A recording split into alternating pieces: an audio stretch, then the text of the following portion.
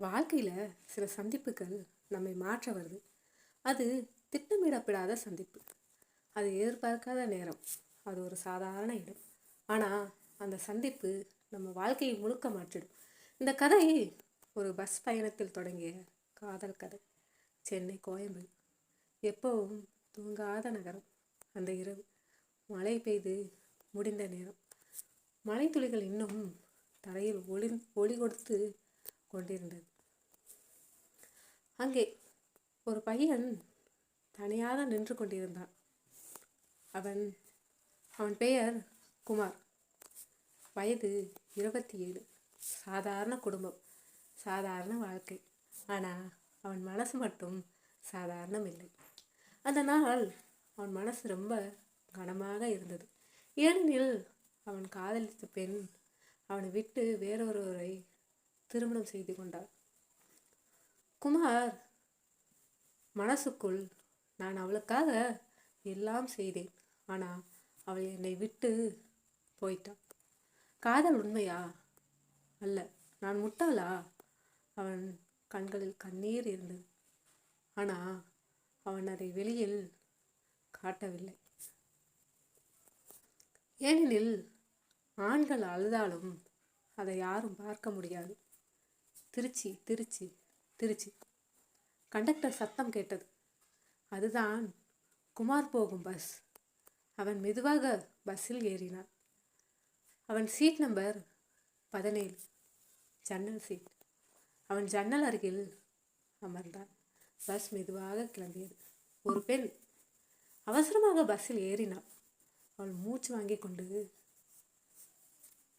கொண்டிருந்தாள். அவள் கண்களில் ஒரு பயம். அவள் பெயர் கவிதா. வயது 24. அவள் வந்து சீட் நம்பர் 18 அமர்ந்தாள். அது குமார் பக்கத்து சீட். குமார் அவளை ஒரு நொடிக்கு பார்த்தான். அவள் முகத்தில் ஒரு அழகு இருந்தது. ஆனால் அதையும் விட அவள் கண்களில் ஒரு சோகம் இருந்தது. சில நேரம் நம்ம வழியை புரிஞ்சுக்கிறவர்கள் நம்ம பக்கத்துல தான் இருப்பாங்க, ஆனா நமக்கு தெரியாது. கவிதா ஜன்னல் வெளியை பார்த்து கொண்டிருந்தாள். அவள் கண்களில் கண்ணீர் மெதுவாக வந்தது.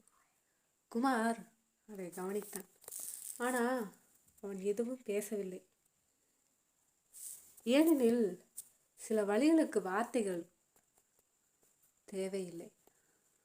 பஸ் ஒரு பிரேக் அடிச்சது. கவிதா பேலன்ஸ் இழந்து விக்ரம் மேல் சாய்ந்தாள்.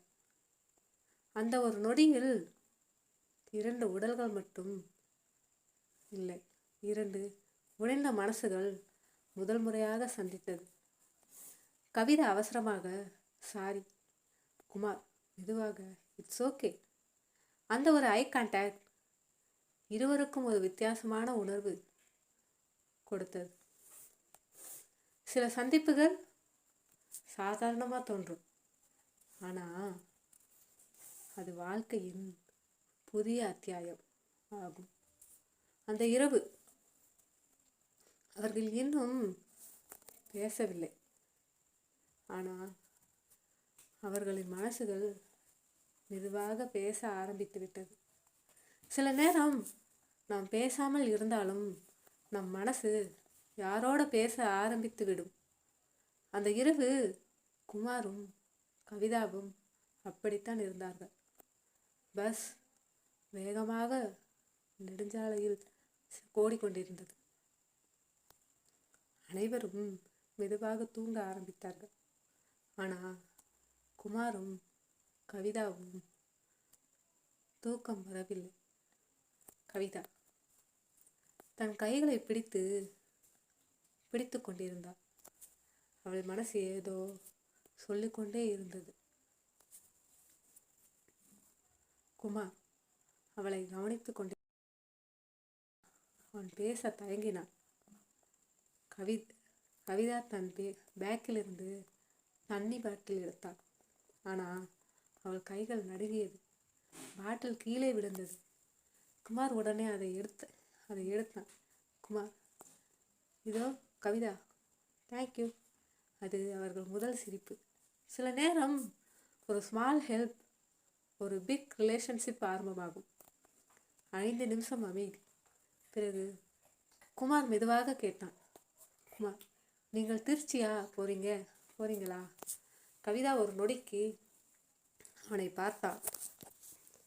அவள் கண்களில் இன்னும் சோகம் இருந்தது. கவிதா, கவிதா, நீங்களும்? குமார், ஆம். அது ஒரு சாதாரண கன்வர்சேஷன். ஆனால் அது அவர்களின் வாழ்க்கையை மாற்ற போகும் கன்வர்சேஷன். சில நிமிஷங்கள் கழித்து கேட்டாள் கவிதா, நீங்கள் வேலைக்கா போகிறீங்களா? இல்லை. குமார் சிரிக்க முயன்றான். ஆனால் அவன் சிரிப்பின் பின்னால் வலி இருந்தது. குமார், வாழ்க்கையில் இருந்து கொஞ்சம் தப்பிக்க போகிறேன். கவிதா அதை கேட்டதும் அவள் கண்கள் மாறியது. ஏனெனில் அவளும் அதே காரணத்துக்காகத்தான் அந்த பஸ்ஸில் இருந்தாள். கவிதா மெதுவாக, சில நேரம் தப்பிக்கன போல தோணும். விக்ரம் அவளை ஆச்சரியமாக பார்த்தான். 2 பேரும் வேறு வேறு கதைகள், ஆனால் ஒரே வழி. பஸ் இருட்டான சாலையில் ஓடிக்கொண்டிருந்தது. வெளியில் எதுவும் தெரியவில்லை. ஆனால் அவர்களின் மனசுக்குள் ஒரு லைட் வந்து கொண்டிருந்தது. குமார், நீங்கள் ஓகே தானே? இந்த ஒரு கொஸ்டின் கவிதாவின் மனசை உடைத்தது.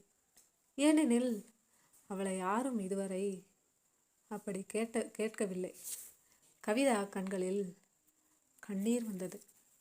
கவிதா, நான் ஸ்ட்ராங்காக இருக்க முயற்சிக்கிறேன். குமார் எதுவும் பேசவில்லை. ஆனால் அவன் ப்ரெசன்ஸ் அவளுக்கு ஸ்ட்ரென்த் கொடுத்தது. சில நேரம் நாம் பேச தேவையில்லை, நாம் இருப்பது போதும்.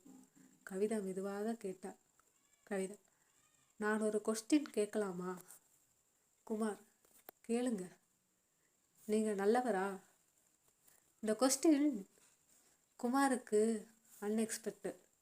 அவன் சில நொடிகள் அமைதியாக இருந்தான். பிறகு அவன் சொன்னான், குமார், நான் யாரையும் ஹேட் பண்ண மாட்டேன். கவிதா மெதுவாக சிரித்தாள். அது அவள் ஃபர்ஸ்ட் ஜீனி ஸ்மைல். அந்த இரவு அவர்கள் ஸ்ட்ரேஞ்சர்ஸ் இல்லை. அவர்கள் ஒருவரின் வழியை புரிந்து கொள்ளும் 2 சோல்ஸ். பஸ் அவர்களை டெஸ்டினேஷனுக்கு கொண்டு போய் கொண்டிருந்தது. ஆனால் வாழ்க்கை அவர்களை ஒருவரிடம் கொண்டு வந்து கொண்டிருந்தது. சில சந்திப்புகள் நம்மை வாழ வைக்க வரும். சில சந்திப்புகள் நம்மை உடைக்க வரும். ஆனால் சில சந்திப்புகள் நம்மை முழுக்க மாற்றி ஒரு புதிய மனிதராக உருவாக்கிவிடும். பஸ் உள்ளே அனைவரும் தூங்கிக் கொண்டிருந்தார்கள். ஆனால் கவிதா மட்டும் தூங்கவில்லை. அவள் கண்கள் எதையோ முடிவு செய்த மனிதரின் கண்கள். கவிதா மெதுவாக, குமார், கவிதா, நான் உங்களிடம் ஒரு உண்மை சொல்லணும். குமார் அமைதியாக கேட்டார். கவிதா, நான் இந்த பயணம் வாழ்க்கையை தொடங்க போகிற பயணம் இல்லை, வாழ்க்கையை முடிக்க போகிற பயணம். குமார் அதிர்ச்சி அடைந்தான். குமார், என்ன சொல்கிறீங்க? கவிதா கண்களில் கண்ணீர். கவிதா, நான் காதலிச்ச பையன் என்னை ஏமாத்திட்டான். என்னை யூஸ் பண்ணிட்டு வேற ஒருத்தியை கல்யாணம் பண்ணிக்கிட்டான். அவள் குரல் உடைந்தது. கவிதா, அதுக்கு மேலே என் ஃபேமிலி கூட என்னை புரிஞ்சுக்கல. நான் வாழ்கிறதுக்கு ரீசன் இல்லை. சில மனசுகள் வெளியில் சிரிக்கும், ஆனால் உள்ளே இருந்து கொண்டிருக்கும். குமார் அவள் சொன்னதை அவள் சொன்னதை கேட்டு அவன் மனசு உடைந்தது. ஏனெனில் அவனும் அதே வழியை அனுபவித்தான். குமார் உணர்ச்சியுடன், குமார் நீங்கள் சாகணும் நினைக்கிற அளவுக்கு யாரும் இம்பார்ட்டன் இல்லை. கவிதா அமைதியாக கேட்டாள். குமார், நம்மை விட்டு போகிறவங்க நம்ம வாழ்க்கையை டிஃபைன் பண்ண முடியாது. குமார் கண்ணீருடன், நானும் அதே வழியில தான் இருந்தேன். ஆனால் இப்போ நீங்கள் இருக்கீங்க. கவிதா அவனை பார்த்தாள். அவள் கண்களில் முதல் முறையாக வாழ வேண்டும் என்ற ஆசை. பஸ் ஒரு பாலத்தின் அருகில் நின்றது. கண்டக்டர் சொன்னான், 5 minutes பிரேக். கவிதா மெதுவாக எழுந்தாள். கவிதா, நான் கொஞ்சம் வெளியே போய் வரேன். குமார் தலையசைத்தான். கவிதா பிரிட்ஜ் அருகில் நின்றாள். கீழே ஆழமான இருள், ஆழமான நீர். அவள் கண்களில் கண்ணீர். அந்த நொடியில் அவள் மனசு